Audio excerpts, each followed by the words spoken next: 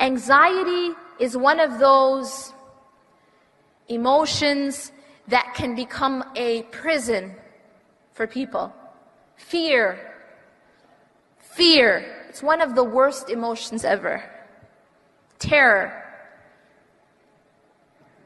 Allah has given us a healing for terror. And you know what it's called? Tawakkul. It's a healing for fear. You know why? Because tawakkul means that I put my trust in Allah. Now imagine that you have entrusted someone with your money, entrusted someone with your property, and it is someone who you are 150% sure that they would never ever betray your trust. Are you going to sit and be anxious and be worried about your money and your property? Yes or no? No. I entrusted this person, and this person would never betray my trust, and this person will protect what I gave them. I am not afraid anymore. But what if you don't trust the one you have entrusted? What if you're not really sure if they're going to protect what you have given them? Are you going to be anxious? Yes. You're going to be constantly worried. Constantly worried. What's going to happen to my money? What's going to happen to my property? What's going to happen? What's going to happen? Isn't this how we act? Isn't this how we act? We are always scared of what's going to happen to our dunya, right? Always thinking of different scenarios of how we might be harmed.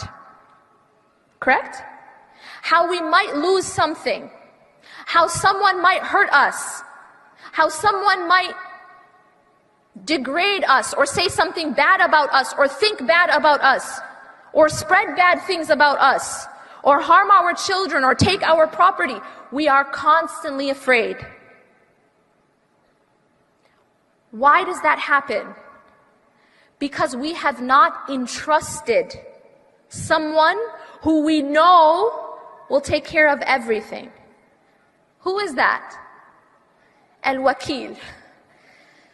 Allah, one of the attributes of Allah, subhanahu wa ta'ala, is Al-Wakil, the trustee. Remember I talked about the person you entrusted as a trustee for your money and your property? That's a human being. And sometimes they might mess up. They could lose your property. They could fall asleep on the job. They could decide they want it for themselves. Lots of things could happen. Allah doesn't lose anything. Allah doesn't fall asleep. Allah doesn't become weak. Allah owns everything. Can you imagine if the one you have entrusted is the owner? Can you understand? So imagine that your trustee, meaning your protector, is actually the owner of what you are afraid of losing. How could you be afraid?